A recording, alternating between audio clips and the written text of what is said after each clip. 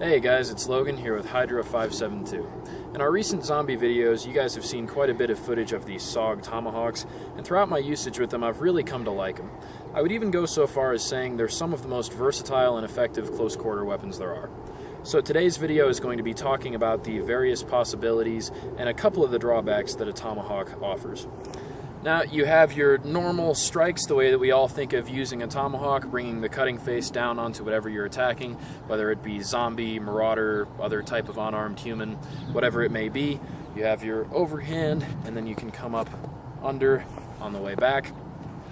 Of course, if they're closer range than you had anticipated, you can also drop in and act like you're doing more of a punching motion. And both of those same basic motions are available with the spike as well. So if somebody's wearing a thick coat, if they're wearing some sort of armor, or if you're planning on going through the skull, you can flip it around, use that spike to get some extra penetration. Same thing coming back across, and if you're going in for a punch. Now, as we've seen with me being uncoordinated, Chad being uncoordinated, and my dad being coordinated, it's actually pretty easy to learn to throw these things. Much easier than I thought it would have been. I play soccer, I don't throw things very well, and I can throw these things and connect a decent amount of the time. So now we're going to show you guys some of those options in action. We have our normal strikes.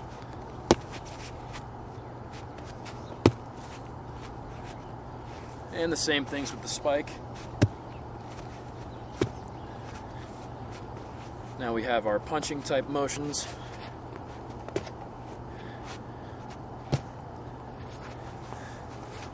And of course, a little bit less lethal, but if you've already raised the Tomahawk to deliver a strike, and you don't have time to bring it down on somebody who's charging you, you can always take the handle right in.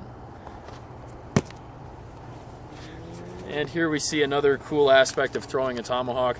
No matter where you hit, you tend to get a pretty devastating blow. I'm not really sure that a hit with the butt would incapacitate somebody, but it certainly wouldn't be fun. And on harder targets like trees, and correspondingly like people, hopefully, we tend to see if you get a strike that it rotates until it sticks. So overall, a pretty good weapon thrown. I'm not sure I'm comfortable throwing if it's my only weapon, but if I had this and another weapon, I would be very willing to throw it and see if I could stop the fight before the person got within my range. Also great about the Tomahawk, if we're talking about a real shit-hit-the-fan scenario where you have to act as some part of a military unit, a scavenging unit, something like that, the capabilities that this thing has other than a weapon include putting the spike in the ground, putting a log on top, and then baton through to split your log without expending as much energy as you would otherwise. You of course have the chopping power that a Tomahawk provides. You can use this thing to make a fire. You wouldn't have to take along a large dedicated woodworking knife, anything like that. To a limited degree, you could use this thing to make a shelter. Certainly you wouldn't have to take along a saw because you'd be able to chop.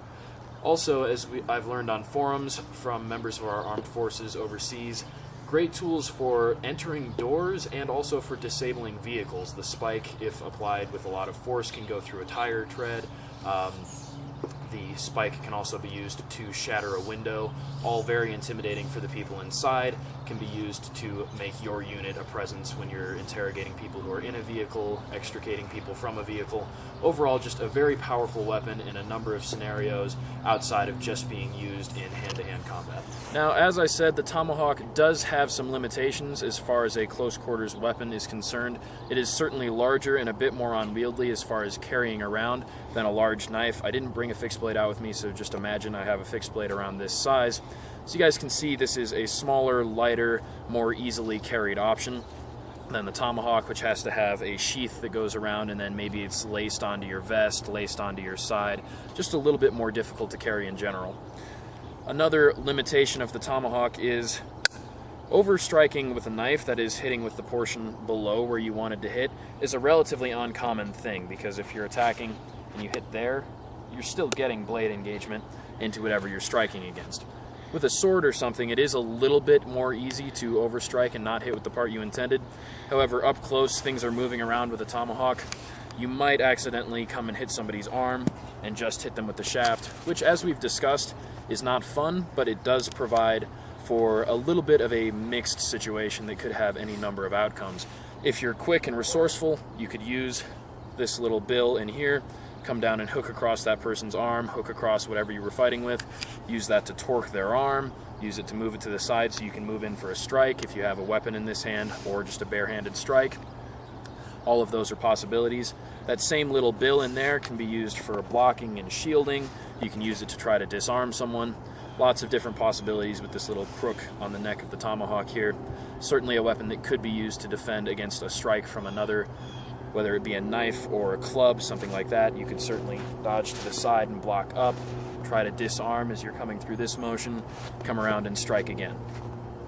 Overall, a very versatile weapon, lots of different attack options for different situations presented by a tomahawk, and just fun. They have an innate feeling of power, they're innately fun to use, fun to throw, and just to chop up things like pumpkins.